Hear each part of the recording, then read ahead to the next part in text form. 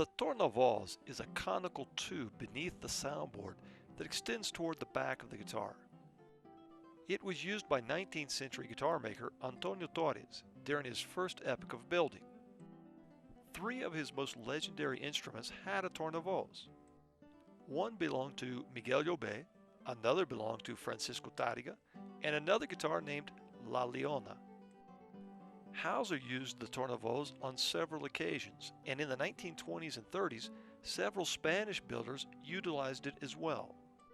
Torres used bronze or brass, and his Tornavoz was deep, almost reaching the back of the guitar.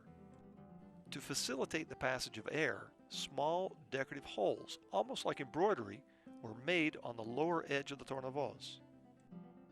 You may ask, what does the Tornavoz do to the guitar?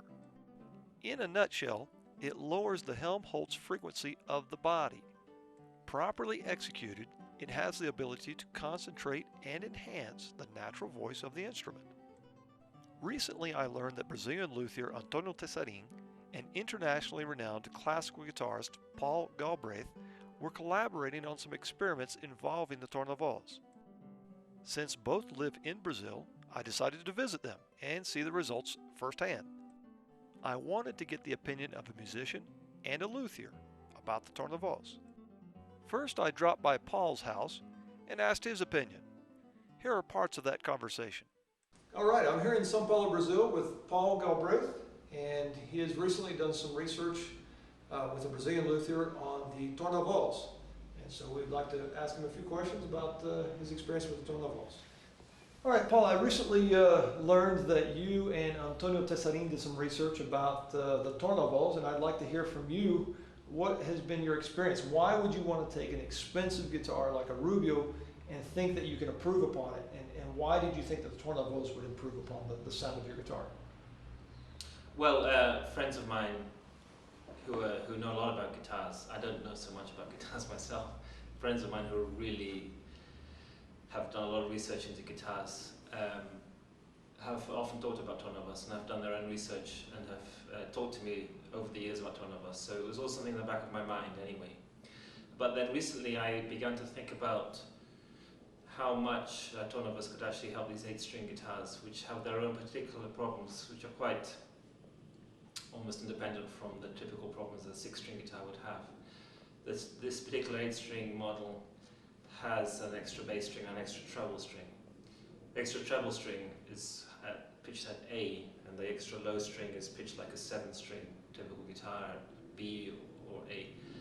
And traditionally, multi-string guitars with an extra bass or two have this problem of not so much of the bass sounding full, but sounding focused, you know, and how much of a focused bass you can get from a traditional bodied guitar without making an oversized guitar. And Tornavoz has been thought to be useful in those cases for multi-string guitars. And I did notice that some makers are making multi-string guitars with Tornavoz, particularly to help the bass. My worry was that in helping the bass, I might take away from the treble.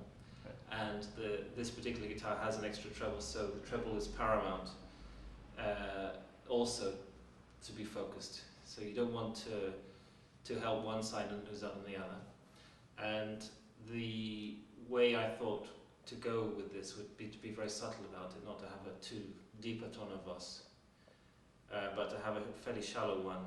There is a maker from Austria called Tobias Braun who actually had been studying with Romanillos over the courses in Spain in Sequenza. She ran for several years, and there was a group of very talented makers around Romanillos. Romanillos was encouraging experimenting with Tornavoz. Romanillos, of course, is not only a great maker, but also an authority on Torres guitars, and he had found that the Tornavoz used by, and maybe even invented by Torres, contributed to the sound of some of the legendary guitars. Tárrega's guitar had a Tornavoz, Llobet's guitar had a Tornavoz, La Leona had a Tornavoz. So some of the greatest Torres guitars of all had Tornavoz, and traditionally it's been thought, well, they're great guitars, they would be even better if you took that Tornavoz out, you know. what a pity they had that Tornavoz in. And Rollis was taking the other direction that in fact it's a very interesting contribution to the sound, and he was experimenting with different depths of Tornavoz. In fact, I think he even went as far as finally developing one which was flexible, that you could actually increase within the guitar the depth and so forth. Tobias Brown had developed this shallow Tornavoz, which he thought was his own invention until he found out that it had been done before by several other makers, including Simplicio, had used basically a kind of a ring. Right. It's only 17 millimeters deep into the guitar, but just enough to give the Tornavoz effect. And what is that? The Tornavoz effect is obviously to go a little bit more focused to the bass, but in my experience, first of all, it didn't take away from the treble in this case. In fact, it added to the top string. It gave it a kind of sweetness, which was fantastic. That was a big relief. As soon as I picked up the guitar and had it, that's great bass. And now for the treble, and yes, it was kind of even sweeter than before. So you feel that the Tornavoz added to the treble as well? In this case, it did. Right. And the reason for that, I'm guessing, I don't know the science behind it all, just as a player. But I have obviously a musician's ear for what's going on, and the effect of it is that I think that it actually disciplines the general output of the instrument right across the board. And the image I have is a little bit like if you mix up a concentrated drink, so you have concentrated, say, grape juice, and you add water to it to make the mix. And if you leave the drink like that, that's your typical sound. So the parts of the guitar are very concentrated, and parts of it are rather unconcentrated, just watery.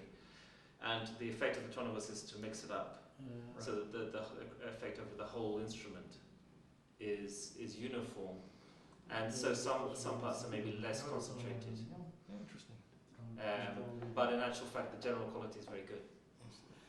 Tessarin was telling me that you like the sound of the Tornavoz so much that all your guitars are now going to have Tornavoz. Yes. You think it was that much of an improvement over the overall sound of your guitar? Yes. Yes, I think as soon as I felt this, as far as I remember, was the first one that we changed, and the effect was immediate. And so I've gone on to Tornavoz the other guitars that I have as well. Wow. And it's almost become part of this particular 8-string project in my mind. It's obviously not an absolute, and other guitarists might feel differently about it. That guitar without a Tornavoz has certain qualities which the Tornavoz detracts from or whatever. But in my experience, that it actually it contributes to the project positively, and just helps it become more coherent as an instrument. As I said initially, it's an unusual project and not an easy one. You're asking a lot of one guitar to have such a big range, and to focus everything across that whole range. As it stands, I've got different string lengths, which is already a very unusual thing for a guitar to have. You want the bass as long as possible in this instance, and the treble as short as possible, so that you can have decent strings on it. So from that point of view, I think that it's been definitely a very positive addition to the instrument. Great. All right, Paul, it's very interesting information, and I appreciate you sharing your experience. Great, thanks for coming by. All right, thank you. So, there you have a professional musician's perspective on the Tornavoz. In part 2 of this Luthier Tips du Jour, I will be talking with builder Antonio Tessarin. Antonio has built over 600 classical guitars and no doubt has some valuable information to share about the Tornavoz.